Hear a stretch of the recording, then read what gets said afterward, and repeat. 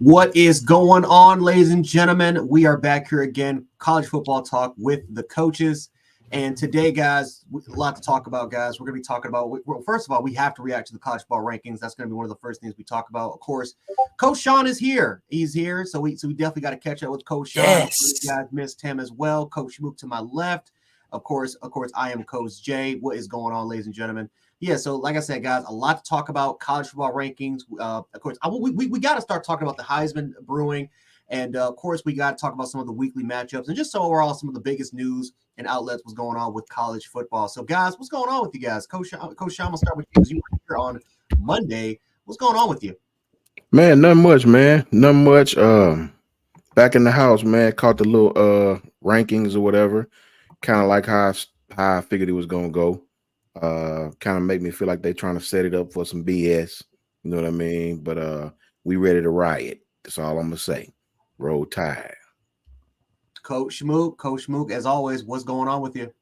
Man, you know me. I'm sitting over here. I'm one of those I'm one of those guys. I'm not even standing the rankings right now. I'm looking ahead. I just want to win out, bro. Let everything play out. And I'm more excited and to talk about this whole weekend slate. I think people are overlooking a few games. I think we could highlight some games that people might want to pay attention to other than our beatdown we're gonna put on Chattanooga. I think it's some good, interesting games, some interesting situations that are presenting themselves right now. So I'm ready to get into it, bro. Well, speaking of Chattanooga, because Coach Shawn was not here on Monday, Coach, kind of give me some of the breakdowns of what you think about going into the Chattanooga game on Saturday. Kind of some of the key takeaways you take away from that game, of course, and just highlight some potential impact players that we definitely maybe had not have seen that could get an opportunity to get in the game against Chattanooga. I want to see more Kendrick Law. I want to see our offense really go out and continue dominance like we did Kentucky. I want to see us pick up where we left off. I want to see Kendrick Law really. I know we can't feature him, but I love to see Kendrick get several touches, whether that be pass game, whether that be reverse from the backfield, whatever the case may be. I want to see Kendrick Law get his hands on the ball, man. I want to see Kool-Aid make a play in the punt return game to get his confidence back where it needs to be. The defense just continue to do what it do. I want to see Terry Young continue to go out and put his stamp on everything. And I want to shut this team out. I want to come out, do what we supposed to do, shut this team out. Don't let them get a point. I'm talking about not even a field goal. Send a statement with this team, do what you're supposed to do, and just dominate. That's kind of everything I want to see in a package. Yeah, I'm with you the exact same. I kind of talked about this last time, and this is definitely going to be a football game where I think you're going to see a lot of opportunities. Again, Jake, some of the players, Christian Story, who's definitely had a lot. He's definitely gotten some experience, and he's definitely showed some improvement. I know a lot of people are kind of been down on Christian Story, but you look at what he was able to do in the Kentucky game. That's just coming from valuable reps that he was able to get in as a backup, in the games against Tennessee and LSU. So I look at guys like a Jeremiah Alexander. I look at guys more of a Damian Payne who can definitely have a bigger presence into this football game. Again, same thing. Jake Pope, maybe some players that maybe we haven't even heard of that can get an opportunity, like an Antonio Kite, who Des Ricks. Could he potentially going to get an opportunity? Right, just a lot of these players.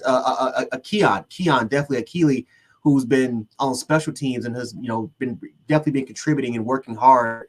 You definitely want to see some of these guys, these valuable reps, because just like in the national championship game, like in Ajayi Hall, like some of these players that we just never even expected to see them in a game, their time came because of injury. So this is going to be one of those games where it's valuable for our rotational players, a lot of our bench players, which are 4- and 5-star quality, to get in the game, have an impact. And I think the most important part is you have film now. Like, you now officially have film work. You can go into next week, take valuable lessons, learn from your mistakes.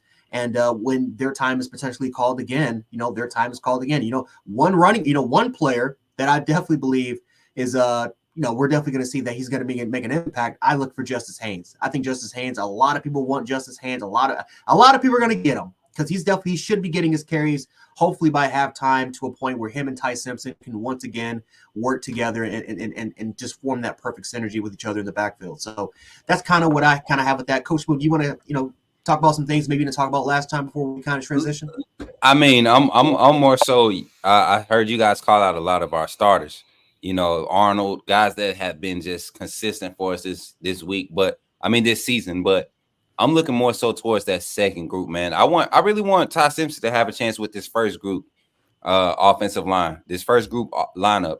Not so much to show that he's better than Miro or whatever, but there could be an opportunity for him if Auburn decides to take a cheap shot or Miro holds on to the ball too long against Georgia. And we know how aggressive their defense is going to come at him and force him to make plays, the whole game until he finally just sets them in their place. But I would love to see Ty Simpson with the full. I mean, honestly, if we talk about play calling when Ty Simpson did get in the game against Kentucky, we didn't see a difference in play calling. We saw them continue to use the pre-snap motion with the run game. The game was in hand, but third down, they let Ty Simpson sling that thing. He had 3 pass attempts, and he made 2 NFL caliber throws, man. So a game against Chattanooga, I would love to see Ty Simpson have it from, the third quarter, the whole second half. Even if we can get 28 points up in the first quarter, I think this is one of those games where we would see a Tua Tagovailoa type substitution. Yeah. When everybody was saying that, I know we were talking in chats that season when Tua was around, and he was getting set, and Jalen Hurts, it was Jalen Hurts getting the passing reps, and we were seeing his growth. We don't have that type of situation here. We know what Ty Simpson presents as far as a passing quarterback, the prototypical quarterback that we will want in that phase of the game. And I think even he surprised a lot of fans with his athleticism, being that he made that play and scrambled and did what he did. So I'm excited to see what Ty is going to do this game. And hopefully it can be done with the first group. But to jump to the other side, man, that second defensive group, man, with Jeremiah Alexander, Quay Russaw, Q-Rob on the edge, Damon Payne on the D-line. Who's the second? I think they had Renard at tackle for that grouping. I want to believe. Who was? I think it was Jordan Renard. It might have been. Yeah, I think they slid him into the tackle when Payne was out there. And Payne is sneaky because he's a wide body, but he moves like an edge body. You get what I'm saying? I don't know if y'all been paying attention to how he kind of has been disruptive, but he moves like an edge body. He don't move like a D tackle body like he's built. He moves like an edge body. So he's basically like a smaller Boygby. I feel like those two guys have transitioned good into that defensive end role. So I'm excited, guys. Looking at the chat here, guys. Shout out to Car Conversations Podcast, Zeke Lott, Katrina. Of course, Katrina, you definitely got to be in here. Shout out Katrina. Of course, you got motivated, dedicated. Of course, Chief 16 Wheels. Appreciate you guys for stopping by the chat. Again, for the most part, we really appreciate. Again, we know it's late. We know it's late, so we appreciate you guys for stopping by for us. But kind of making the transition, we got to talk about these rankings just real quick. I know Coach Smook, you want to talk about the rankings, but we do. We got to get Shawn in here. Oh no, I want to talk about them tonight. Yeah, because it's a rough one. I'm not gonna lie to you, it's a rough one. So Alabama, we're not going anywhere. We're stuck at number 8 for the most part. The only movement is that Georgia is at number 1, and I think the biggest talk is not even the fact that we're number 8. Because let's be honest here, we're not surprised we're not surprised at all. We know that for the most part we're going to need some help. And this is a committee that's unpredictable, but it is the fact that Georgia, they moved up all the way to number 1. And a lot of people have been saying that it's been SEC bias. Obviously, Tennessee pretty much drops all the way down to 18. A lot of people think that they shouldn't even be in the top 25. I think there's certainly a large argument for it because they have not been any top teams. But then there's the Missouri moving up to number 9. There's Penn State moving all the way to number 12, and Penn State fans and pretty much Joe Klatt and all these the Colin Cowards of the world, pretty much everyone from Fox is pissed off that Penn State is moved down all the way to 12 when Louisville, one-loss team, is like right behind them, and Oregon State is also at number 11. So when you take a look at these rankings, kind of what do you guys think about it? Besides obviously us being at number 8, kind of what do you think about the rankings? And do you just feel that this committee is just once again not really following their criteria when it comes to their overall rankings? It goes back to what I was saying last week, Jay. This committee is going to continue to be consistently inconsistent, and how are you going to highlight Ohio State when and their win it wasn't a highly touted ranked win, even early in the season, and you're discounting Georgia, who's playing their strength of schedule has definitely been strengthened towards the end of the season. They are facing ranked SEC opponents every week for the past 2 weeks now, 2 because they weeks. had Missouri, and then they got Tennessee this week. Tennessee is ranked, so I mean, I don't get it. I don't get it, and it's bothersome.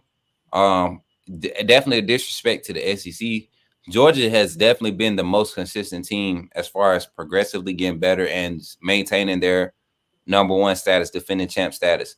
The only team playing close to that caliber of football is the team we love, Alabama, and that's not being biased. That's literally putting on the film and saying, man, Alabama is the only team that can compete with Georgia right now. And that's why I see it. And the committee, for them not to be taking that into consideration with resumes and strength of schedule and all that, they're talking about early season losses matter, and this it's a bunch of crap. It's inconsistent. So I'm kind of over the committee. I'm just concerned about winning out and seeing how that plays out, because then that's when we'll know where their real criteria is. For me, before I even give my spiel, let me give a shout out to Motivated, Dedicated, and James Richardson. Yeah, Obviously, I love them. Georgia fans. Them some good Georgia fans, bro. Shout out to y'all, bro. I'm glad y'all up in here, man. It's all in good. It's all in love. It's all in fun. After we beat y'all, we're gonna shake y'all hand and move on to the next. So let me say this: these rankings, man, suck to me. I do want to watch the rankings. I care about every one of them, first one to the last one, because regular fans don't understand what we understand. You can see it setting up for the okie doke. You could see it. They don't let us move up. We beat two teams that a lot of those teams ahead of us wouldn't beat, and you don't even let us move at all. And I keep hearing this, and it's setting it up for it, bro. Penn State suck. First of all, they're bloviating these teams, so when the Big Ten teams beat them, they can be like, "Whoa, they beat Penn State. That's a great resume." No, it's not. Penn State would lose to Ole Miss right now. So let me say this, man.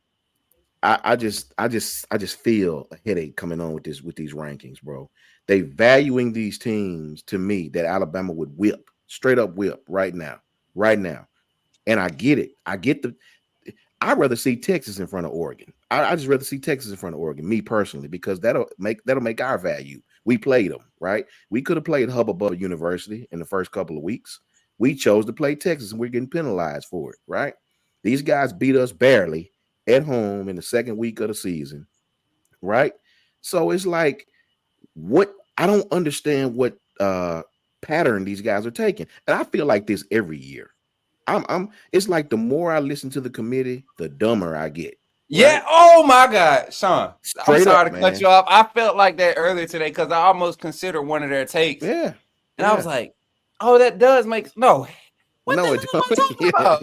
yeah. So I don't get it, guys. I don't get it, guys. It's like, what do you just tell me what you guys value, right? Is it strength of record, strength of schedule, excuse me? Is it wins? Is it most deserving teams? Is it the best team? I test like what do you guys value? Because to have Oregon in front of Texas and Bama is confusing to me. I Coach just really, Jay. really pray. I finish with this. I really pray, man, because I'm crossing my fingers to the football heavens that Washington lose and Oregon lose. You know what I mean? I even want Texas to lose. And I got some Texas friends. We need these guys to lose, man, because it's like I think this hurdle that we're behind, they're not gonna let us jump it. As long as they're winning. As long as they're winning. Now I want to have because Coach Jay alluded to a point that I made last week about Georgia, and you see when I said Georgia is going to get back to #1 at some point, right? My thing is, Coach Jay, and you made a great point, countering my point. Now that Georgia's at #1, Georgia, I believe they're going to beat Tennessee. I believe Georgia's going to blow Georgia Tech out. That's going to keep them at #1. with a 14, 17 point win over Georgia, get us into the college football playoffs, even if we don't break into the top 6? Coach J? Coach J? Okay. Can you hear me? Yeah, I can hear you now. Okay. No, I couldn't. For some reason, my stuff cut off. Can you repeat that? What you said? I was saying, could you know, with Georgia being number 1, we're being number 8. Yep. If you know, I honestly believe Georgia will handle Tennessee. If Georgia loses to Tennessee, that's bad for us, in my opinion. Very bad. Very bad. No, Georgia can't lose a game. They cannot lose a game. But I believe Georgia handles Tennessee, and I believe they blow out Georgia Tech. But if we go in and we beat Georgia, and I'm Georgia fans in here, don't take this as me assuming that we're going to beat Georgia, because I think it's going to be a good game when we play Georgia. I feel like if you all don't prep the right way, though, we'll get into that later. I ain't gonna go there. But if we beat a Georgia team 14, 17 points, we're number 8, they're number 1. Do we get in the playoffs, Coach J?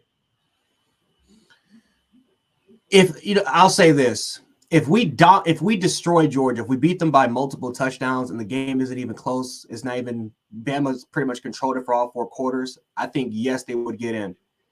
However, I will say this: if we win that game close, and if it's a back and forth competitive game, like let's say like a 2018 or even like a 2012 type game, I think we don't get in.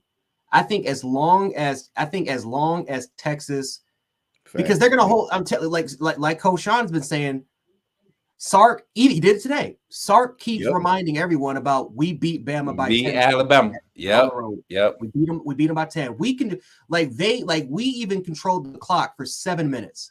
And we didn't even give the ball back to them. We won that game by pretty much running the football and controlling that clock by dominant fashion.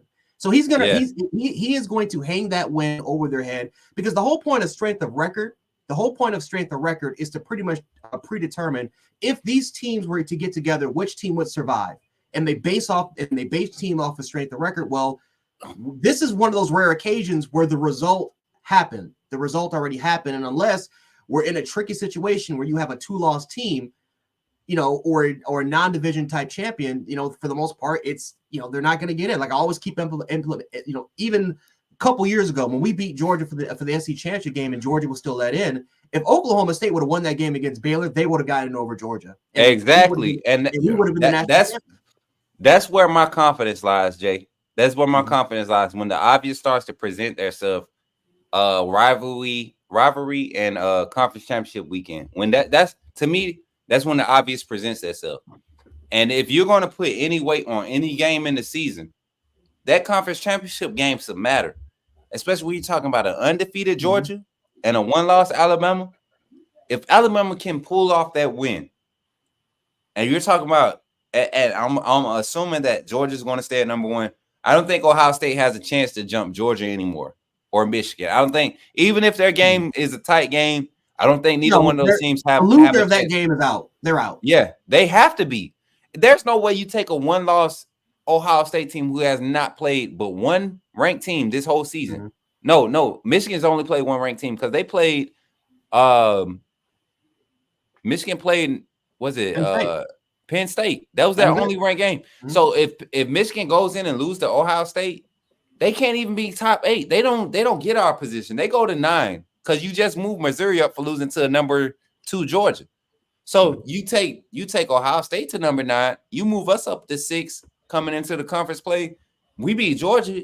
There's no way you don't switch those positions. You put Georgia to 5. You put us at 3, 4, 2, whatever. We might not get number 1, but beating the number 1 team has to account for something, because literally losing to the number 2 team accounted for something for Georgia, right? How do you start number 11 and then you lose, or whatever number they was, and you lose to the team and you move up in rankings? How does that happen? Because they destroyed Tennessee, which was a ranked opponent. That's why they moved up. Tennessee got destroyed by Georgia. They got destroyed by not Georgia. They got destroyed by Alabama. I keep saying Georgia because I see it happening. You know what? This is why the committee, even though we're number 8 and Texas number 7, notice how the committee started off. They didn't start off with the reasons why Georgia flipped and stuff like that. They started off with Alabama. Right. They said we were impressed with Alabama because they're a lot better. They're a better team than what they were in week 2 to now. So that's telling me Tennessee, the fact that they didn't drop even out of the, because Tennessee shouldn't be ranked. I'll be the first one to say it. They're not a ranked team, but they stayed there at 18, I think, for a reason. Maybe there is some sort of SEC bias. I don't know, and I don't care. As long as it benefits Alabama to get in, that's fine. But I think the committee's I think they're getting impatient with Texas because Texas has not played like a top 4 team. They have not even played like a top 10 team. They have more games struggled than we do. Struggling against Houston, winning that game by 3 points. Letting a TCU team score over 22 points on you in the second half in a game that you should have won that game by blowout. The second half of the game against Wyoming, the Kansas State game when you should have lost. Listen, I understand Quinn Ewers is there, but now you have evidence that even when he comes back, you're still not a better team. You're still not a better team with Quinn easily coming back because you guys have not proven on the football field against some solid competition that they're okay. Now all of a sudden you're going on the road into Iowa State. We'll highlight this, but you're going on the road to an Iowa State football team, and then you have BYU after that. Continue to play around. Continue to struggle against these non-opponents, because then all of a sudden you're just going to give Alabama more ammunition. Those rankings and what the committee kept start off with Alabama, I think I don't think they're nervous at that. I think that they're continuing to prove that Texas, you have to show me something. Although, because we're getting impatient. Like I said, you beat Alabama head to head, but trust me, you continue to play like that, and Alabama continues to play better, we will put them above you. Coach Jay, I'm over here about to jump out my seat because literally everything you're saying is what I've been talking about. Coach Shawn, my question to you is, and just like I gave it to Coach Jay with the scenario, you come out, we get a Washington L, you know what I'm saying? Oregon's already ahead of us. We get a Texas L, Texas is ahead of us. Washington's strength of schedule doesn't match up to the Alabama's, nor does Oregon's.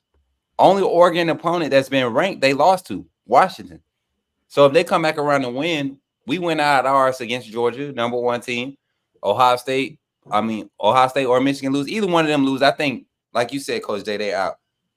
What's the path look like if Washington suffers a loss? And people keep forgetting, Florida can beat Florida State. Florida has shown up for halves in this season. They have shown up and looked like a team that can win for halves. Florida State has shown up and showed that they are susceptible to getting whooped. Boston College took Florida State to the wire.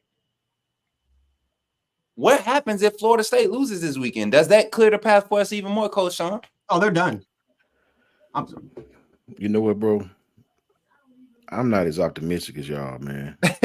I love it. That's why I asked him. I just not, man, because and the reason why I said that, Coach Smook, Coach Jay, is because I'm watching these guys give every other team the opportunity to stay there, right? Yeah. It's just what Coach Jay just said. Texas should have been dropped. They should have been dropped, man. If you're going to penalize Georgia for struggling with Auburn and not – because dude said, well, you know, they struggle with Auburn. Okay, well, you need to penalize Texas then, man, because they hadn't looked very good at all. That's why Steve keep pressing that button. That's his caveat, because he want to, you know. But here's the thing. I think this year more than ever, human affiliation is going to influence these rankings. They clearly want to get a Pac-12 school in there. Clearly, for some reason, they're going to give these. It wouldn't shock me one bit if Washington lose to somebody in the next couple of weeks, next 2-3 weeks, and they still keep them at 8, 9, 7, 8.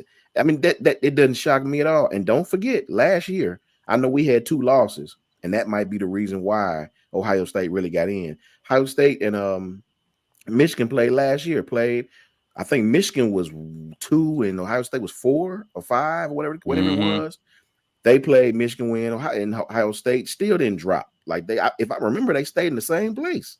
They didn't even drop, which allowed them to get in the playoff or something like that. It was some weird stuff that happened with Ohio State that allowed them to get right back in the playoffs. So I think it's a lot of bias, and they say SEC bias, and it may be, but they have clearly shown that this year they have an opportunity to get some new teams in there, some new blood, and they're trying. They're hoping it all works out.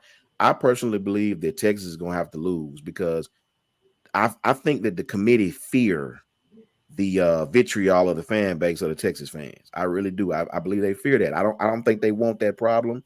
with the Texas fans. That's why they keep giving them an opportunity to stay in front of us. Texas should have been dropped behind us.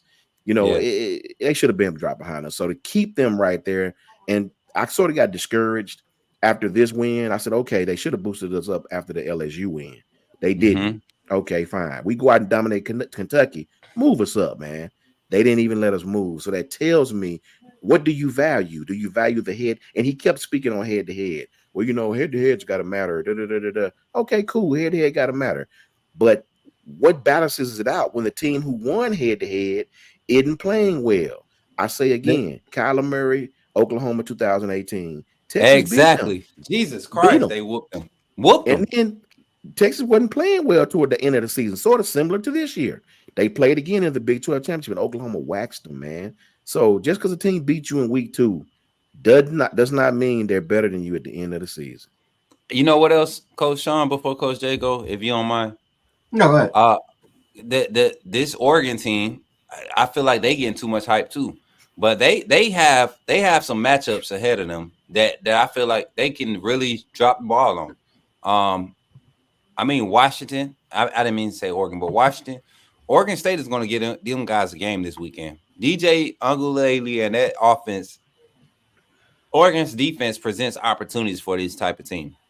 When you got a team like Arizona putting up 24, California putting up 32, Utah put up 28. Utah is not an offensive-driven team, but they was able to hang with Washington 4 quarters last week. I think Oregon State has the potential to beat them, but not only that, but Texas is sitting here looking as if they got a shoe in. They at Iowa State at 8 p.m. That is a creepy game. Iowa State is kind of like Jordan Hare for the Big 12. Iowa State has produced a lot of big upsets late in the season these past 3 or 4 years. Y'all look at them boys. They beat them 4 times out of 5. They beat them 4 times out of 5 at home. They don't lose to them at home. Exactly. And this Texas team is not week 2 Texas where nobody has film on them and they're playing against 2 safeties in a new, in a system where they're just growing into. Like that's where Texas beat us at the safety position.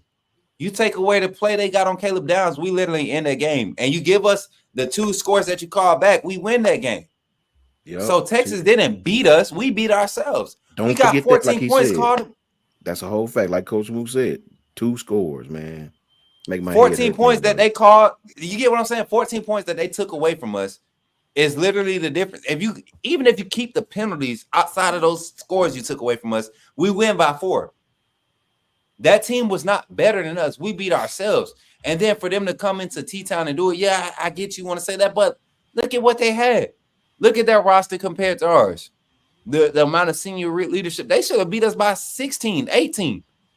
But they didn't. We went in there as a green squad, freshman left tackle, first-year starter quarterback, true freshmen at safety. I mean, just young guys everywhere and literally beat ourselves.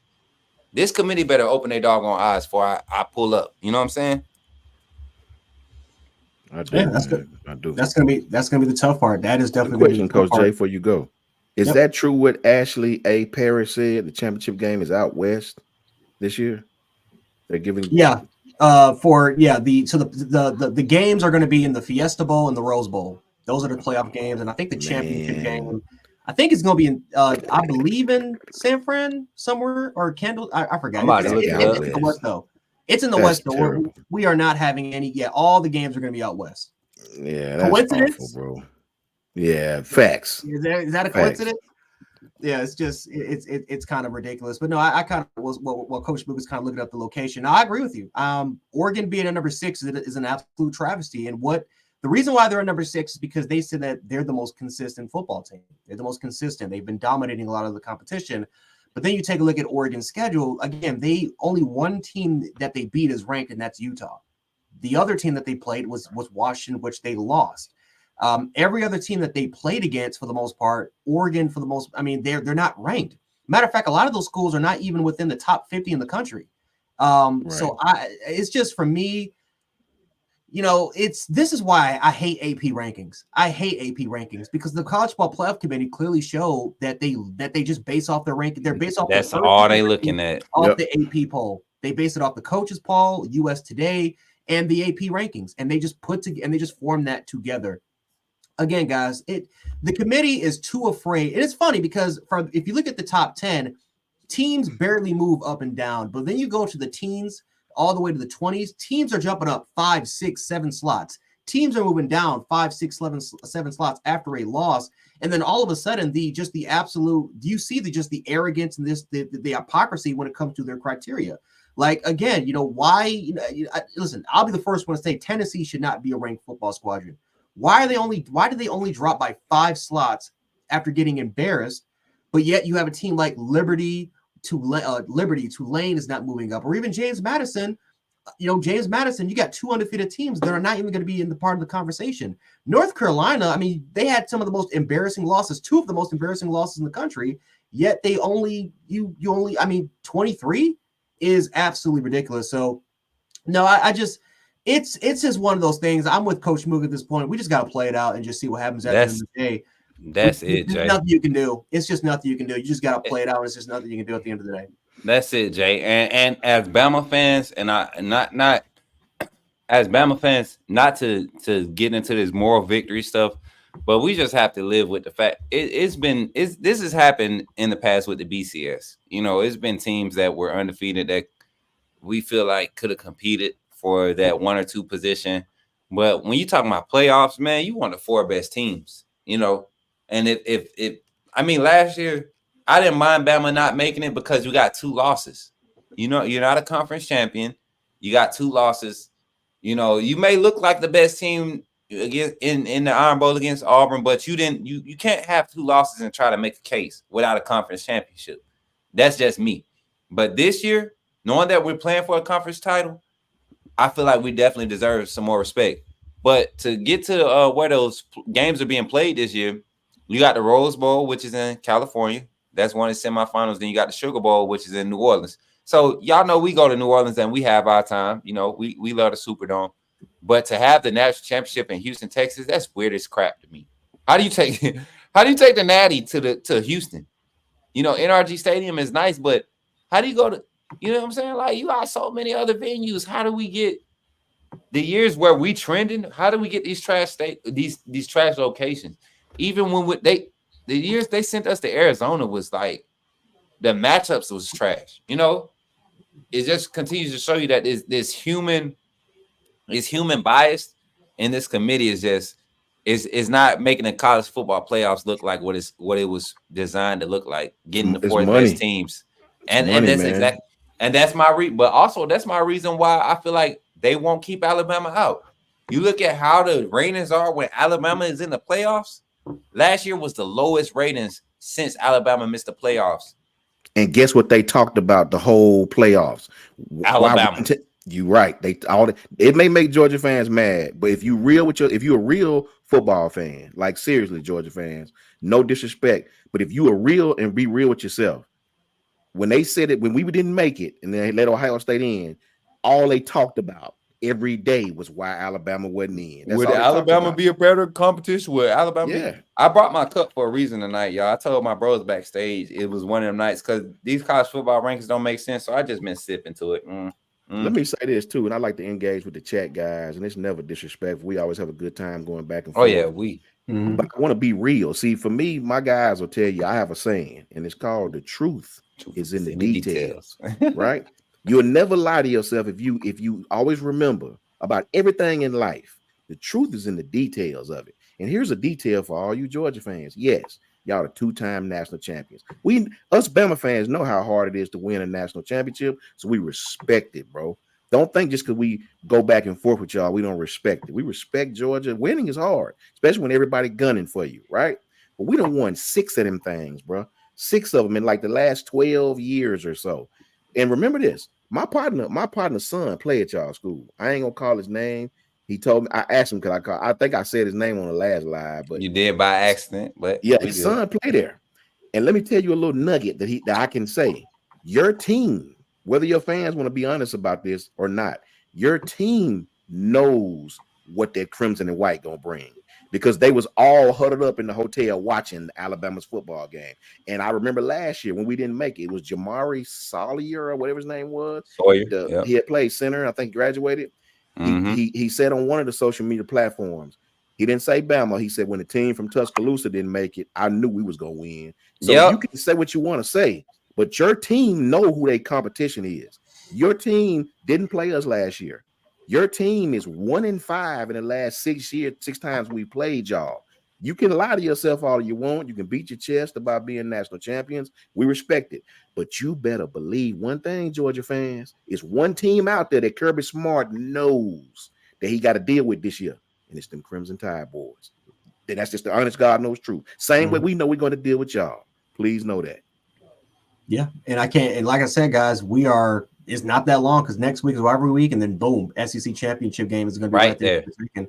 So, guys, we got to make the transition because we do got to talk about some of these key matchups. And speaking of a game where, of course, that Bama fans or even who knows, maybe some Georgia fans, because we got Georgia fans in the chat, would probably take a look at. We got to talk about Texas versus Iowa State. We do got to talk about this one because this is the upset. This is the one game that a lot of people are predicting. Hey, out of the 2 games, this is going to be one. Iowa State has won 4 out of the last 5 matchups at home. And, of course, Texas has some bad news for them. They lost Jonathan Brooks, one of the best running backs in the country. They lost him for the season. I forgot what the injury was, but he is unfortunately ACL, man. Okay. Yes, that's a brutal injury, and that's probably going to take him a while for him to get back. 6 months. Oh, man, that's brutal. So, but yeah, so you lose him. So now you have to rely on Cedric Baxter. You have to rely on former Alabama running back Killian Robinson to see if he can take some of the load. And this is a Texas team that just has not looked comfortable. They have not put together a complete game. Quinn Ewers, again, he just got back from injury, but that second half was awful. It was an awful performance. Their defense they had to rely on the defense in the running game to win. And this is an Iowa State. I mean, this is coming from one of their guards from Iowa State. Again, I'm not going to quote it verbatim for verbatim, but that pretty much what he was saying is that they're human beings. They have not beaten us here in a long time, and we are going to pretty much kick their tail, right? Yep. That's the clean version, but pretty much for him, it's pretty much saying said this again, Coach J? The guard, I forgot the name, but he's a guard for Iowa State. He's a guard for Iowa State, and he's a senior cap. He's been there. And he's pretty much said, we're not afraid of Texas. They're human beings just like how we are. We're going to beat them. And he said, this is and he pretty much said, we are going to send them off to the SEC kicking their tail, pretty much. So this is an Iowa State football team. They're not afraid of Texas. They're all pumped up. They know, I mean, like I said, Matt Campbell has always got those teams coached up properly. However, should Iowa State or some of us kind of feel a little bit nervous, because even though I think we all kind of consider this potentially an upset, this, if you're Steve Sarkisian, this could be used as bulletin material potentially, and who knows, maybe Texas comes out playing a little bit angry. Kind of give me your thoughts about the game with Texas and Iowa State. Shout out Jonathan Hurst. What's up, Jonathan? Yeah, Jonathan Hurst, one of our channel members in the chat, man. Appreciate you for pulling up tonight. Hey, if you all want those special shout outs and those special, y'all know we acknowledge everybody, but you want to be the special shout out anytime you come in, it ain't got to be a super chat. Go ahead and become a member on the channel, Bama Football on YouTube with Kyle Henderson. Become a member. We have 3 different, memberships you can get. So you go in there, join the membership, see which one best fits your budget or whatever, and continue to support us. We definitely appreciate it. Jonathan, really appreciate you, brother. Right. I think he has that second level, looks like big money, big dollars. But yeah, like you were saying, Coach Jay, this matchup is definitely a tricky one.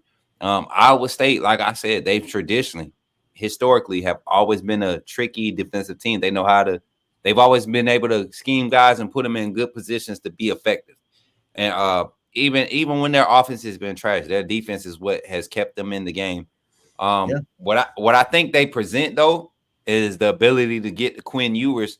And I think Iowa is a team that doesn't mind taking a quarterback out. They don't mind losing a player for taking a quarterback out. I mean, they are gritty like that. They're not dirty, but they're gritty. They will put a late hit on your quarterback. That's what they do. They are physical defensively. Offensively, they're up and down. But against a Texas defense that has shown a lot of struggles, uncharacteristic struggles the past few weeks, literally gave up what they gave up in the second half this past week, Shawn, Jay? Over 22. Yeah, like it was crazy to see them just get marched down the field on. So at Iowa State, night game. This is poised to be an upset, man. I would love to see it. Just get Texas out the way, because I feel like Texas loses, then you got Oregon has that pressure on them later on that night, in the season. Washington got that pressure on them. Like, teams are going to start feeling that pressure while Alabama is being fueled by the disrespect. So I would love to see the Iowa State upset. Go ahead, Coach J. I'm sorry. Oh no, Coach Shawn, kind of get your Coach opinion. Shawn, my fault. For me, I'll take the other side of it just to make good content. I think Iowa State has their number, but I want to see, can they deal with Texas in late game play calling situations. Steve Sarkisian is really, really good late game. That cat always finds a way to put the ball in the end zone, man. I want to see, can Iowa State put that pressure on Texas for 4 full quarters. They did in the past, like you guys said. Can't deny that. But this Texas team always seems to find a way to win, man, even when it doesn't look very good. So, and that's signs of a really good team, honestly. They won some games without Quinn Ewers. That's like Jalen Milroe going down. They still find a way to win the game, man. And I think that's going to be the uphill battle for this Texas team against, well, as far as Iowa State, I think that's going to be the test for this Iowa State team against this Texas team. Also, Jane Richardson, we appreciate y'all, man. Much love from Bama to Georgia, man. Let's get it. So that's the thing for me, man. I want to see, can Iowa State really apply that pressure to this Texas team for 4 full quarters. Yeah, and I will say this: Iowa State's not a good pass rushing team. They only have 17 sacks of the year. They don't have a high pressure rate. Their main pressure is by simply stacking the box and just simply setting both their insides to go after them. They not a good pass, but that's Iowa State, right? They play. I think they've been doing that for years, bro. Yeah, they're not that type of team, but they give you a bunch of exotic blitz packages. They'll try to confuse you as much as they possibly can. And Iowa State, I think they gave Texas fits last year. They gave Steve Sarkisian some fits and problems, because that was kind of one of the teams that, even though Texas runs a lot of motion and they definitely will get you out of position, Iowa State didn't really fall for it at all. So it's a very interesting game. A lot of trash talk already, and maybe some bulletin material for Steve Sarkisian. Who knows? But kind of focusing on the next game, Washington versus Oregon State. This is an interesting game, because Oregon State's a favorite, guys. They're a favorite. They're a 3.5 favorite right now. I'm sorry. They're minus 3-point favorite over Washington. And this is wow, another game at home for Oregon State. Of course, you have DJ Uiagalelei. Not the most accurate passer, only completing 58% of his passes, but we all know he's got a cannon. He's got a bazooka. 6'4", 240 type guy. They can run. They have one of the better running backs for the program since Jaquez Rogers. I bet you some of you guys don't remember that name. Right. Little Jaquez. I miss Jaquez, man. You said it was at Oregon State? It's at Oregon State. They're now. Okay. And they're undefeated. They have not lost a game at home. Both their games have lost on the road. And Oregon State is one of those teams, man. They have a solid scoring defense. They can defend against the run extremely well.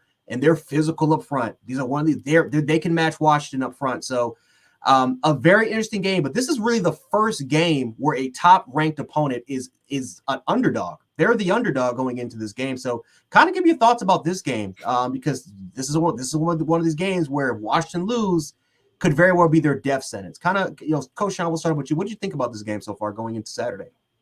The only thing that really scares me about this game, as far as any game that Washington plays, is they have an extremely, and I'm gonna put extremely in bold letters, seasoned. I ain't gonna say old as hell. Seasoned quarterback, right? Mm-hmm. And anytime you got a quarterback that's seen it all like that, a la Bo Nix, they're gonna give you a chance to be in that game at some point. I'm really hoping. I don't know how important or how hostile the home environment is at Oregon State. I'm not that loud. Right. I'm not really up on Oregon State that much. So I don't know, man. I don't know. Michael Penix has saved that team multiple times. That dude has seen it all. I'm really hoping, embracing the fact that Oregon State will come out with that DJU will come out and understand the importance of this game. How many eyeballs will be on this game in the track? It's not a lot of eyeballs being on a lot of Pac-12 games, because those guys obviously are 3 hours ahead of me in the South. So when their games come on, obviously it's 11 o'clock at night, 8 o'clock there. So it's gonna be a lot of eyeballs on this game. So I'm hoping they embrace that everybody's gonna be watching, and he play well. He's gonna have to play well to play against Michael Penix. It's not really Washington that I have a concern about. It's that quarterback, man. That guy's seen everything. He puts his team in position. Look at the Oregon game. Regardless of how bad he played, he kept putting his team in a position to win, even after Oregon scored late. So when you have that veteran QB, man, it's very tough, man, to beat a team. But going on the road in college football means something. So let's see what happens. Coach Smook. Look, man, I'm just looking at the stats right now. I'm looking at numbers, and Oregon is so spread out offensively. But I want to jump to the defensive side. These guys they have some guys that play the ball. They have 12 interceptions right now on the season. And we know the Pac is a pass-heavy league, right? 41 pass breakups. That's like, you think about how many pass attempts the Pac-12 has right now, between starting quarterbacks, and I think it's like 600. To be at 40 pass deflections for a team, you know what I'm saying? That's a crazy ratio, man. I know 600 to 41 sounds like, oh, that's weak, but you think about, this is 600 pass attempts against the league, not just against this team. So I haven't got into the stats to break it down, the pass attempts against this team, but to have 41 at Alabama, more so because of our pass rush, we don't have 41 pass breakups. I think we're sitting right there at 30, 34, something like that. But this Pac-12 team, they defend what the conference is, mostly likes to do, and they create turnovers. So Bo Nix is susceptible to turnovers. Michael Penix is susceptible to turnovers. So I like Oregon State. Oregon State, they was able to create some fits for Bo Nix. I feel like they could do the same with Washington. My thing is, Washington's defense hasn't faced an offense that can produce and score like Oregon State since Oregon. And even when they caught Oregon, I believe they caught Oregon on just a bad night. Honestly, I feel like Oregon and Washington see each other again. I would love to see Washington lose tonight, and I would love to see them go back and beat Oregon again. Because if that happens, that definitely puts us ahead of both of those teams. It might slide Texas in if they win out, but Oregon State definitely presents the best, talent-wise, offensively, the best team on this schedule left to really compete and challenge Oregon. I mean, not Oregon, but Washington. Well, like Damien Martinez, man, one of the best running backs in the country, already has 1,000 yards so far this season. One of the most underrated aspects of Oregon State, they have 36 sacks. Alabama has 32. So they have dogs. I mean, first of all, you look at a guy like Andrew Chatfield Jr., 9 sacks of the season. He's a monster coming off the edge. They got, I mean, both their inside linebackers got 4.5 sacks. I mean, they're a very, very exotic team, man. One of the more confusing teams to definitely play against. Dang, Jay, you just made me think of something too. Look at the fumbles too. Look at how many fumbles they forced. Yep. They're basically almost forcing a fumble a game, bro. They're one of the most heavy blitz teams in the country. And maybe that could be a matchup that Penix can take advantage of, but they don't. This is not an Oregon State team that can. I'm sorry, Coach. What'd you say? No, my fault, man. I was just trying to say, can one of you guys fact check that? It's Ed Keeley says Reeser Stadium, where Oregon State plays, has 35,000 capacity. Is that? They don't have a lot of fans. I think wow. It's accurate. They don't have a lot of fans. It's a very small stadium. It's a very small stadium. But I'm about to look it up, Sean. Oregon State. Yeah. We can fact check that, but that's what I played in. Yeah, that's what I played in front of every. Good Lord, 35. Right, I played in front of that as a NAIA school. Look, like man. Oh, it is 35,000. Their capacity is so I don't know how hostile that's gonna be, bro. I'm sorry. Maybe it will be. They're undefeated at home, so hey, let's go. I done been to some Texas high school games that got right at 35K, and it's been crazy. So yeah, I've been to Allen. I've been to an Allen game, dude. With like what, Duncanville? 35K? Oh God, yeah. Duncanville fans travel all across Texas. They go to the San Antonio region and show up. I'm talking about Duncanville shows up, and like Duncanville is like maybe 2 or 3 counties together of people, good home country folks. So when they travel, they pulling up in your parking lot, engines leaking oil and everything. So you know what I'm saying? So it's I wonder if Oregon State has that type of crowd. If not, I think they just match up skill wise, Jay and Shawn. Like for real, they really do. Yeah. Anybody else in the Pac-12, even USC, I knew they wasn't going to be able to do that defensively, and we saw that they let that game hang around. Let me answer this for Kane Kirby. That's actually a really good question. Here we go. I'm gonna put it up there. That's a really good question, Kane. At this point, I think we all agree that pretty much anybody that's in front of Bama, we need them to lose, bro. I mean, it always helps. I mean, I understand where you're going, Kane. I get it. They have Oregon in front of us, but if Washington loses and then turn around and beat Oregon in the Pac-12, Oregon's over. They're done. You know, Oregon. They're both done. If Oregon State wins tonight, and if Washington beats Oregon, it's done. Yeah. So, not even an argument anymore. So, and then just to kind of piggyback on and answer that question even deeper, you got to think we're assuming that Georgia is going to remain number one. That's where it helps us if Washington loses, because if Georgia remains number one past Washington's loss, even if Washington goes to number 6 and Oregon goes to number 5 or whatever, however they try to figure it, a 7 win over 1 or an 8 win over 1 definitely puts you at number 3 or 4. I don't care how you put it. With a 1-loss conference championship, regardless of the conference, and I mean, what point am I missing? Conference championship, 1 loss, strength of schedule is there, rank wins is there. How do you keep Alabama out of the playoffs when you lost to Texas, the team in front of you? But they got to handle Iowa. So and like I said, they got to win their conference to get in. Honestly, very true. They have to win it. And Oklahoma, we've been talking about it. It's hard to beat a team twice in the season, especially in college football. But if there was a game or a team that could do it, it'll be Oklahoma, Texas. That matchup, you never know how it's going to go. You have to watch the game to see how it's going to end. Yeah. Antoine Reynolds, good evening, guys. New subscriber, huge fan of the chat. Do you all agree that much love that Bama should have beat Texas at home? That's why they are keeping us out. I think for me, a real quick answer to that, Antoine, yes. You know, and like we all said, Steve Sarkisian is letting that be his trump card. I mean, he's got a point to a certain extent. They beat us on the home field, new coordinators on both sides of the ball, new quarterback, you know, all just knew everything. And we still had a chance to win that game. We still took the lead in the fourth quarter. So, you know, if you want to take that as a W, I get it. You won, cool. But we're definitely playing better than Texas. We played Texas right now. We beat Texas. And that's not me being just a Bama fan. That's the truth. Shawn, put the film on right now, and you play our LSU game. Well, who before I even make that point, who would y'all say has been our strongest or our most difficult opponent, complete opponent to this point? Texas, right? Yeah, Texas. Put Texas out the picture. Who's the next? Who's the team on our schedule that we have beaten since Texas that can go in and beat Texas right now? I can name 2 or maybe 3. I can name 3 right now. I think Ole Miss gives them all they want. Ole Miss gives them.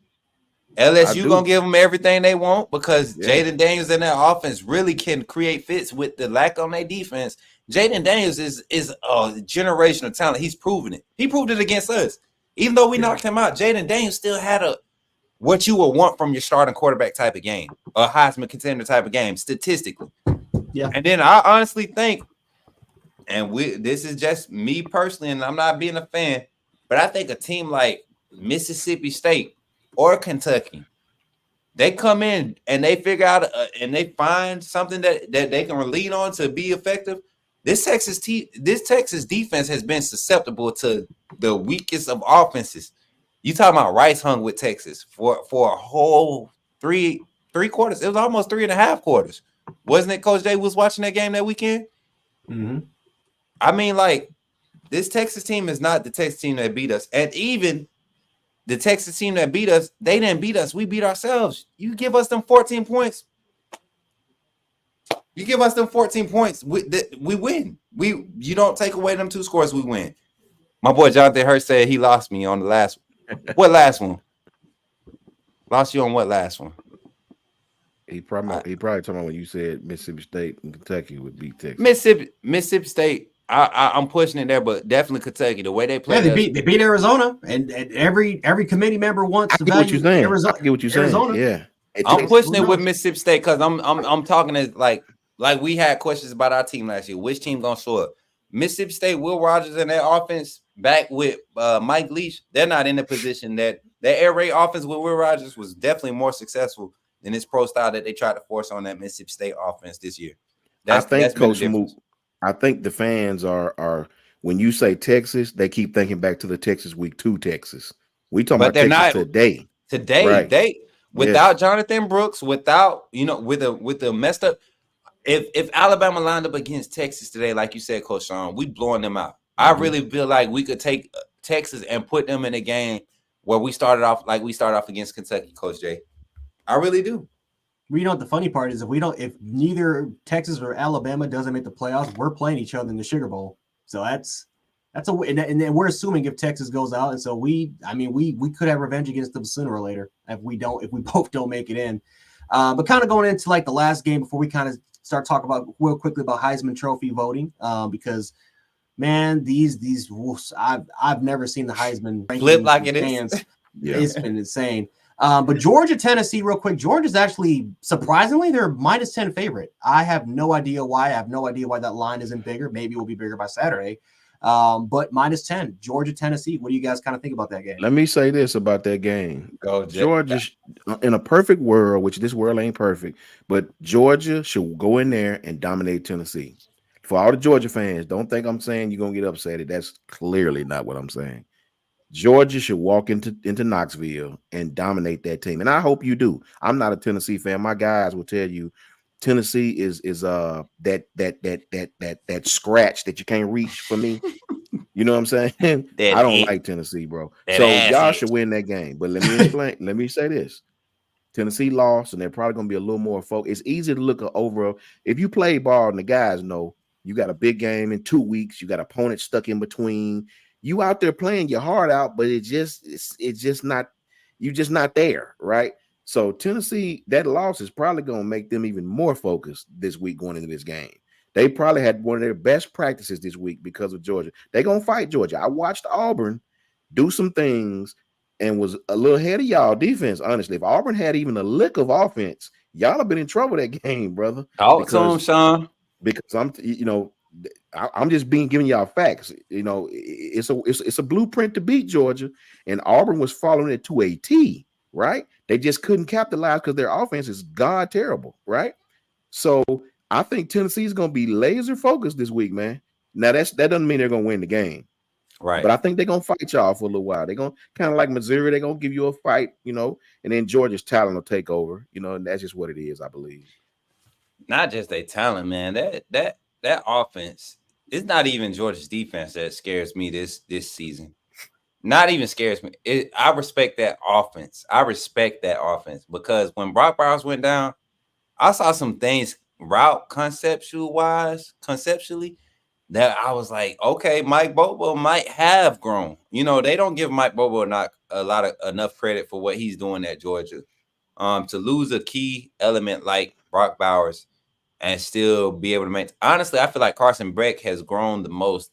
He was 3 weeks without Brock Bowers, or 2 weeks, 2 games, but 3 weeks. Yeah. Mm-hmm. Yeah, 2 games, but 3 weeks. They had a bye week, his initial. So I honestly feel like Beck and this offense is humming. Tennessee would definitely have to put up a crazy effort defensively. They better run the ball. And they, on the offensive side, they have to be able to run the ball because that's the only way they're going to get the true one-on-ones on the outside. And I think Georgia, y'all DBs have been suspect for the past 3 or 4 years because y'all have had a off the charts front seven. There's no debate in that. I'm talking about even when Jordan Davis was there, that front seven led by him and what he was doing, nobody was going to slow them down. But that secondary, when J-Mo was out there against that secondary, eating them alive, bro. Y'all wasn't gonna stop him. Literally, he a self-inflicted freak injury saved y'all from that national championship. And I know for a fact, y'all can say I'm just being a fan, but I talk to Georgia fans that know football, bro. Yes, that they know. Coach McGee coached at Carver High School in Columbus, Georgia. I used to go to Coach McGee's house. When I play AAU ball in the summer, we used to go to Coach McGee's house for the barbecues and all that. Even he was back home a few weeks later after the game. Them boys had J-Mo and Mechie. We might be in trouble. No Was DB was covering him. he had No six DB. receptions, 6 for was it 85 when he got hurt? 85 yards in the first half. Yeah, yeah, and we Come still on, had an man. 18-13 lead in the fourth quarter to Bryce threw Come the pick on, to him. man. Yeah, So this man. not fandom talk. This is literally like Just being understanding, honest. Just being being honest. honest. Like I'm glad that our defense was kind of balanced in how we were getting attacked early, especially against Texas. That exposed a lot of things on each level. I feel like we've improved. Georgia hasn't had that opportunity to improve because when they saw Missouri, if Missouri had a Jalen Milroe, Georgia loses. Coach J, Coach Smook, do we have time to answer Kane Kirby's question? That's a real good question. Oh, we got time, man. You know, Kyle Mm-hmm. don't be tripping about our time. It's on y'all. I have to be quick so Coach J can get in there. Kane, listen to me real fast. You guys play a very, very, very hard man defense in the back, depending a lot on those DBs. Pattern match every once in a while as well. If you play Alabama like that with Jalen Milroe's running skills, he's going to have success against y'all. We play better secondaries than what you guys have. Texas secondary at the time we played them, I think, was playing better than y'all's playing right now, right? Did you see the Kentucky game when those guys were trying to be aggressive with our receivers? You see, what kept them from being all out aggressive is Jalen Milroe's feet. Mm-hmm. You know, your front seven is different than any front seven we faced since Texas at that time. But the play calling Alabama runs in the quarterback position, him not being a statue is going to give y'all some problems. Look at the Auburn game. We can score. Auburn couldn't. And Right. you guys run that ISO blocking scheme, one-on-one, trying to maul people. That ain't going to work with Alabama. Kirby Smart even said that the last time we played y'all. You're going to have to mix it up and do some things. Now, you have Carson Beck. You can do it, right? Yeah. But that same ISO student body off the top, that ain't going to work against Alabama, bro. It never has. Honestly, that's how we're built. Coach J, I don't want to jump in. Go ahead, take your perspective with this question, man, because this is a good question. I like Kane Kirby coming in with the questions, man. I love it. No, I think it's going to be a very interesting one, man. It's going to be a very listen. You know how I am. Everything starts off with the trenches, and I'm telling you, man. What have we keep saying for the last 3 to 4 weeks? This Alabama offensive line is getting better. Caden Proctor's getting more comfortable because last time, he's been dealing with what long rangey 6'5", 6'6" with long wingspan type guys. Why? Because his foot would stop working. His kick slide was off for the most part. He would whiff all the time. All of a sudden now he's getting a lot more comfortable. He's starting to trust the next man around him. All of a sudden now that quickness that we knew he had in high school is starting to come back a little bit more. Yep. The jab, the strength. He's not lunging either. Yep. No more lunging. Coach Shawn, when you said, oh my God, go ahead, Coach. I'm sorry. I get excited when y'all do that. I'm telling you, he's getting comfortable. Jaden Roberts. I mean, what are these Alabama players saying? This is one of the strongest players on the football team, and all of a sudden we all pretty much they told Jaden Roberts to be a mauler. You don't got to think about anything too much. You don't got to do all this reading. Just be a mauler. Go out there and just play. All of a sudden, Jaden Roberts, now he's starting to grasp the offense. Now he's starting to grasp the different concepts, the combo blocks. Sir. He's starting to grasp that now. So now all of a sudden you have him, and that's making JT Latham get a lot better. Really, the only issue I have with the offensive line is those inconsistent snaps. And that's getting better. Right, it's good. Yeah. And that's getting better. I only seen 2 last game. I watched the game 6 times since last week. I only saw 2 bad snaps. And you know what's crazy? If you go back to the interview when Jalen Milroe took accountability for the inconsistent snaps and how, he was his role, he was taking responsibility. He said that's how they practice. He doesn't want perfect snaps in the same spot. Jalen Milroe, that's how they practice. They've been practicing like that since the offseason. So his thing is he just wants it decent enough in his window to be able to catch it and start doing what he do. And if you look at how he's playing now, the time and the delay between those horrible snaps is almost non-existent. Because if you go back and look to our standards, to my standards, Seth McLaughlin would have had maybe 7 bad snaps this last game. But you go back and look where Milroe really had to come off platform and really search for the ball and look down at it to gather. It was only 2 plays. That's not killing your team when it's only 2 of those. When you say, and then off of those 2 plays, one of them was a 6-man pressure. So I can understand it, but I can see the improvement at the same time. So I'm excited, man. I feel like this is a game against Georgia. How do I think Bama will attack Georgia's defense? I think we're going to run at that defensive front like we did the first year. We run at them. If they can show that they can keep us behind the sticks early, We're going to use our protection, our 12-man personnel to create protection and create opportunities downfield. I don't like Georgia's secondary. It pisses me off because all that talent back there, and the only guy that I'm really scared of throwing the ball to right now is your Malachi Starks. That's the only person. That's the only guy I'm scared of throwing it to right now. And I respect him because he came on last year, kind of like what Caleb Downs is doing for us this year, and he's only getting better. Yeah, he played with good leverage. Yeah, every time. I mean, you could put him up at star, you could line him up at the free. You could, I mean, you could put him out in the boundary on the weak side and allow him to be responsible and cover like a veteran. So that's probably the only one. Lassiter is solid, but he's inconsistent like our Kool-Aid, you know. And a guy like Miro will eat a Lassiter up. He'll eat a Kool-Aid up. If Kool-Aid was lining up against, Miro said it himself. He'll rather throw against Kool-Aid than Arnold's side. So that tells you something. Lassiter bite too. He bite a lot on certain routes. He bite a lot. And you got a guy like Jermaine Burton who's familiar with these young guys, and he's peaking. Malik Benson, who hasn't been featured, he's just now starting to grasp it. He could turn around and have 2 100-yard games to end the season, and that be what he needs to solidify himself as a late first round, early second round wide receiver.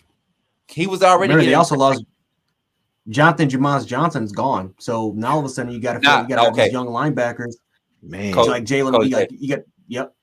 I'm not worried about their linebackers. That's one thing. I'm not even gonna lie. You got Schumann, you got Kirby. Them inside linebackers, they not out there unless they ready. That's one thing I miss about having Kirby at Alabama. We under Kirby. Name an inside linebacker that was ever a question mark under Kirby when he was at Bama. Give me one. From that was bad under him. That was ever a question mark, like a real question mark. I know we talked about Trey DePriest, but Trey DePriest, he spot played until he had to be a starter, right? And the game he was a starter, that's when you get what I'm saying? I don't think we really had. Yeah, we never really. Kirby not letting you get out there and call his signals or his defensive coordinator signals unless you out there making plays. So, and I watched that boy play last week against Missouri. Was it? That was Missouri, right? When he had to start in front of for Ole Miss game. Yeah, they didn't miss a beat at the inside spot, man. I'm not worried about that. It's that secondary. We're going to have to expose that secondary. Create time for Miro to expose that secondary. Remember, Georgia fans, before Coach Jay hopping here, you're not going to be able just to blitz Alabama like you would if Bryce was back there. Bryce looking to throw that thing. He's looking to throw. Jalen to get up out of there. He'll get up out of there on you, man. So you'll have some success, but Jalen Miro will make you pay if you don't. It's like they say, if you come for it, you better not miss, because that cat going to turn into a first down or more. And we appreciate all the Georgia fans in here, man. My God, there's a lot of Georgia fans in here. It's like, it is what it is, man. I wish this was like Twitch, and then we can just after we were done with this, we could just raid all the way over to the Georgia channels, and we'd be like, what the hell is so many Bama people over here? That's what we got. Y'all remember what happened to us on the way to our repeat? Y'all remember what happened? Glenn Schumann's gone. I'm telling you. He's getting a lot of offers. Yeah, same. He's getting a lot of offers. A lot of their coaching staff and their assistant coaches are getting offers. Yeah, just like how we are. Do you think Schumann is in the front seat for the A&M job, or I think so. I think Glenn Schumann. Yeah, he might get an NFL job. For what I've heard, facts, Coach Jay. He might actually get that NFL job. Glenn Schumann is a very high commodity, and shout out to him, man. That's what it's all about. Yeah. He was on our short list for D coordinators. We was pushing him, even though he was under Kirby. We was pushing him hard this past offseason. The fact that Kevin Steele was, I think we were giving Kevin Steele was #1 priority. I think we gave him that space to kind of decide if he was going to stay coaching, because we know Kevin Steele he's more than proven with his resume. But Schumann is definitely a high commodity. I wouldn't be surprised if not even the A&M job, but I feel like he'll go like Landon did, go out of conference, test the waters a little bit. Because if he decides to come back to the SEC and says that I just want to be a defensive coordinator, he's gonna get top dollar. Coach Jay, tell the Georgia fans, since we're playing them in a few weeks, what time are we on so they all can come in here deep and we can go back and forth and have a good time, man. What time are we on? Because we're not on live TV. Instead, They want to have the Florida State game. That's going to be a live TV. They're going to play in Alabama, but I think I mean the show, so they can come back. Oh, here. The show. Oh, I'm sorry. No, the post game show. What time are we on? Like 6? No, post game is right after the game. Post game is right after the game. This one here. This one. Oh, this show right here? Yeah, so they can come back to this show next week. Oh, next week is originally at 7. It's originally an hour early. We started an hour late. We had some not technical difficulties, but not Coach Kyle, but Kyle Henderson was doing another premiere. Very, very insightful premiere on this college football playoff committee. And really, honestly, how I came into this show with a lot of my points, because I'm like Coach Shawn, I get tired of watching that crap. That after week 2. And I came on the show trying to maintain that unbiased stance and how, you know, things play out. But, man, this committee is clueless. But I will post this here, chat. If you want to get in and talk some good game day football with myself, Coach Jay, I think Coach Shawn will be able to get in this weekend and be a little bit more active. I posted a Discord link. Discord is a free app, and it's basically like GroupMe and all those other text apps. But this app, it allows us to, you know, share the gifts, share the video clips a lot more smoother. It's universal. You can put it on your desktop, your PC, your phone. And I mean, to me, you can get on video chat easier. We get in that voice chat. You could talk. But that's the link to my Coach Smook network. We use that. We do game chats for all Alabama games, but we get in the college football lounge and just talk college football. So the big talk this weekend is going to be Texas, Iowa. You know, we're going to be in there talking Texas, Iowa as college football fans, not as Bama fans, but as college football fans. Come on in, join up. It's a good time, y'all. Coach Jay. Yes, absolutely. So, guys, before we wrap up, I do want to kind of get to this point. Because this is, I don't know why this is actually blowing up, at least on my Twitter feed right now. But we got to talk about Heisman hopefuls real quick before we kind of get out of here real quick. Of course, this is definitely going to be one of the most heated ones, because very similar to the college football playoff rankings, these change by Vegas almost every single week. So, of course, first place right now, Michael Penix Jr., second place, Jaden Daniels. Third place is actually Marvin Harrison Jr. I don't know how, but he's number 3. Number 4 is Jordan Travis, and then number 5 is Bo Nix. And this is basically just looking at the Heisman Trophy. Who was leading? Tracker. Who was leading? Michael Penix. Michael Penix Jr. Yeah. They're actually leading. So, guys, your thoughts about the Heisman tracker, and you know, do you agree with it, or you kind of disagree with this? Where was Jaden Daniels? Second. That's crazy to me.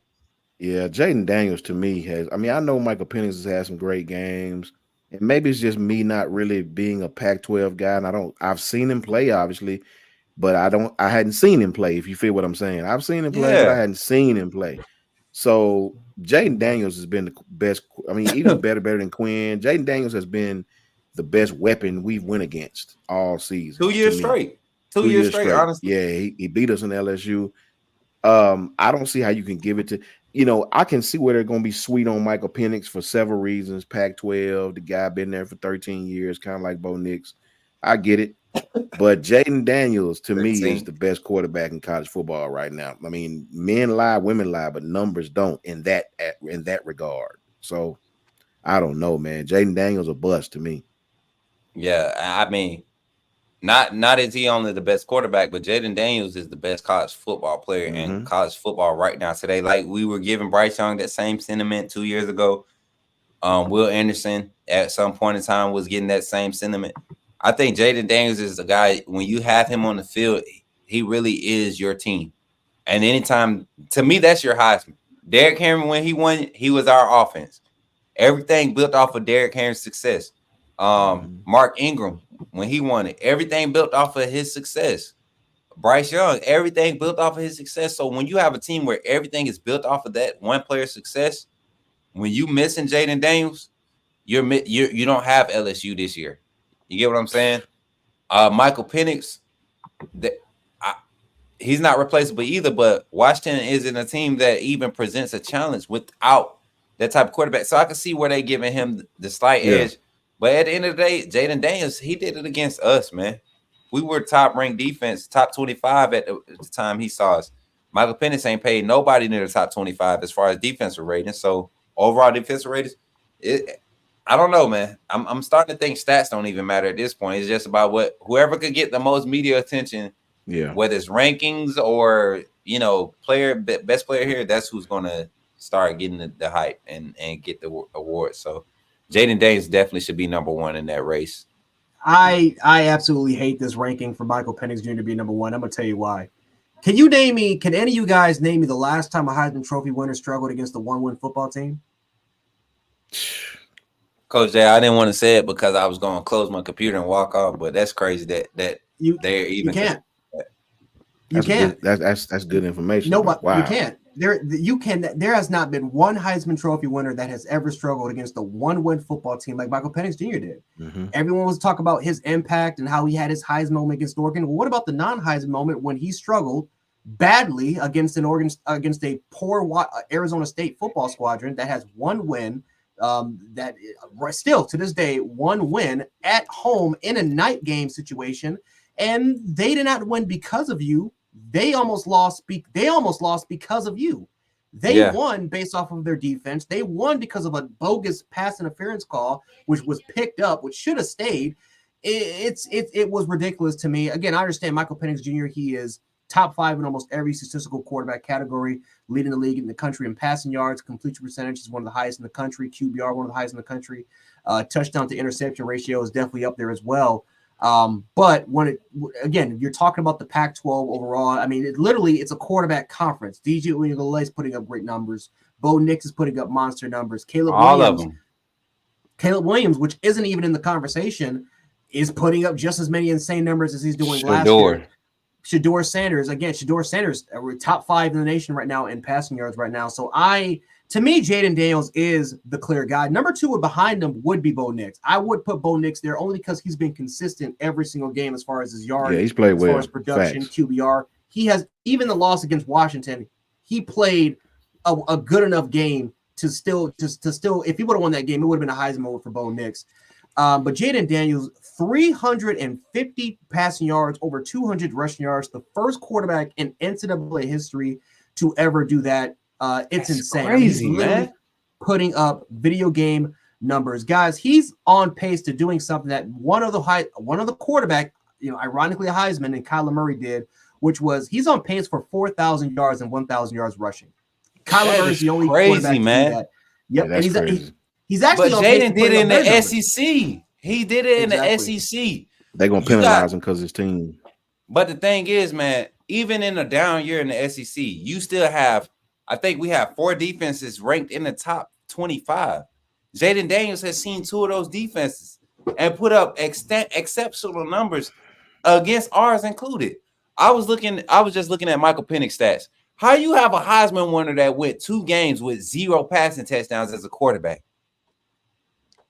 0 passing touchdowns in multiple games. But you 15 points against ASU. Was it raining? Was it snowing? Nope. Was it what? No, it was in the middle of it was the early October, perfect college football weather night. And he goes in there and doesn't even lead his team to 15 points. His defense had to lead his team to 15 points. He didn't have a rushing touchdown or a passing touchdown. He actually had 2 interceptions and had -1 rushing yards. How are you even in the conversation still against the Arizona State team, like you said, Coach Jay, that lost one, that has 1 win? This is horrible, man. The college football is becoming the NFL, and that's pissing me off because college football used to be my sanctuary when it came to football. Yeah, it's different. But all this committee and stuff getting into it, all this politics getting into it, it's starting to piss me off, man. Alabama football is the only thing keeping me sane right now, and they trying to take that from me. Oh, Coach Shawn, give me your thoughts about it. Man, I just believe, and maybe it's because we played against the guy. Jaden Daniels has been the best player as far as offensive weapon, especially quarterback, that I've seen this year. What he did to us, he's been doing to everybody. I mean, last year too, like Coach Smook said. So I don't know how it's even really close. It just really goes to show you in college football, it's not pure as you think. It's always some bias somewhere in there. People used to say the same thing about Alabama. Well, Alabama shouldn't have did this and got in this. How biased is it if Alabama got in these things and won it? And actually won it. Somebody was smarter than you. That's what that means. Whoever put them in there over what you think, and they actually be different if they got in like TCU and got their head kicked in by 50-something points. I mean, come on, man. Money is ruining college football, and it's just what it is. And I keep alluding back to that point. That's why I feel like if Alabama goes in and beats Georgia, they know that Bama fan bases travel. We go to that stadium in Arizona every time they have one, and we pack the stadium 52 to 48, whatever the percentage is, whatever the split is. We always do it, no matter where it is. They're not going to keep a one-loss Bama team out of there. SEC champ Bama, but also Jaden Daniels. Somebody just seen the appointment. If we had Jaden Daniels, that was a clear-cut favorite for the Heisman. All because it would put him in a undefeated. We killing Texas with Jaden Daniels. I ain't gonna lie. We killing Texas with Jaden Daniels week 2. This team, Isaiah Bonds, Jermaine Burton, probably your top 2 wide receivers in the country. Malik Benson, number 5. You probably got 3 800+ yard receivers. Yards. You get what I'm saying? Like this, running backs might not be happy because Jaden Daniels is there. You get what I'm saying? Unless they catch him a lot of backfield. So, but just to get back on track, y'all, college football playoffs. I like I said from the beginning, we went out, we put pressure on the committee, we put pressure on the other teams to handle their business, and a big win against Georgia is definitely the key into the playoffs at this point. You know, a loss by Texas, a loss by Oregon or Washington, Michigan, Ohio State plays itself out. Florida State still has to see Florida last weekend of the season, and yes, Florida looks trash, but rivalry games, all that crap goes out the window. Yeah. So, I mean, it's still a pretty nice path for us. I think we just continue to stick with our guns and run it like we need to run it. We'll be straight. We'll be straight, y'all. Realistically. Yeah. Coach Shawn, your last thoughts before we wrap up? Just everybody tune in to us, man. If you in the chat right now, tune in here, 7:00 next week, Central Standard Time, 8:00 if you're on the East. Tune in with us. Bring your other fans from your other fan bases. You know, we just like to have a good time, man. Go back and forth, compare people that know football and see what happens, especially if we playing one another. Yeah, Come on back in, man. Next week, same time, right here. College Football Talk with the coaches. Oh yeah, and Wednesday, like I said, I'm gonna do my best to try to get some people in here as well. And if you guys want to try to maybe have a conversation, maybe you guys want to represent your fan base and try to get in here, definitely hit us up on our social medias. I'm Jan716. Of course, Coach Smook, he'll tell you his Coach Shawn will also do the exact same. Hit us up on our social medias because who knows? We're open to the conversation. I think we're definitely open now for the talk. As you guys can see, there's a lot of Georgia fans in the chat. We appreciate every single one of you guys to be in here because again, it just represents, this is not, typically this is not a post-game show. This is not Monday Night with the Coaches where we're just simply talking Bama. We're simply talking college football with the rest of you guys. So the more fan bases that can come here and can really represent this channel and it can really help grow what Kyle Henderson and what we're all trying to do here, the better it's going to be for, honestly, for the future of this channel. So, and I would like to have fun interacting with a lot of you guys. It's fun interacting with a lot of you guys, especially because you'll join, there's like, I think one or two, I know Minecraft, it was a couple people that joined Coach Smook's network specifically from here. Yeah, specifically from here. So that's it's gonna be a lot of trash talk and just it's gonna be a lot of fun with you guys. But coaches definitely kind of tell you where they can find you at, especially when they can hit you up, especially when it comes to opportunities like this. Me real quick on Twitter at JMHO Sports Talk. Just my humble opinion. Tap in with me. If you see my boy TJ LSU Dad, tag him in this. Send it to him. Tell him we need to get him on the show. Love his candor. Love his insight. The football prophet, as he called himself. Shout out to TJ. Shout out to all the LSU Georgia fans. Tap in with us, man. At JMHO Sports Talk on Twitter. Facts. And you all know you can find me at Coach Smook on every platform. Just about Smook, you stretching or trying to steal Marvin's move. Hey, you know what I'll be doing, man. I'll be chilling. But yeah, at Coach Smook on every platform. This Friday, catch us live on the Bama Standard. We'll be doing live game preview simulation for Alabama versus Chattanooga this week because I'm not overlooking Chattanooga, but this team is going to perform. My simulation is going to show that same type of energy. I plan on rotating guys through this week. Hopefully, I'll get my bros on for a 15-minute segment while we playing through the second or second quarter, third quarter. And just get takes. Y'all can hear takes about this weekend, college football. I'm going to be doing an interview style live game preview, create a different dynamic. But definitely catch us, man. Check my social media to get the links. and continue to support us, man. I think I have a Bleacher Report segment tomorrow. I'm waiting on word to see if they're gonna allow me to do the last one of this month to have my bros on. I really want to continue to get us this exposure, man, because you fans are really supporting, and we're getting some reach. I'm expecting us to be at 1K by the end of the season. All of us 1K followers on Twitter, all that type of stuff, because y'all love to interact. Coach Jay and Coach Shawn is getting real active on Twitter, y'all. I don't know if y'all been picking up. If y'all don't follow him, hurry up and get on the train, because he been getting real active and being real petty with a lot of these other fans, and I love it, man. And Coach Jay, he's like the slide eye for this team. Like he not gonna get out there and cuss you out and spit in your face.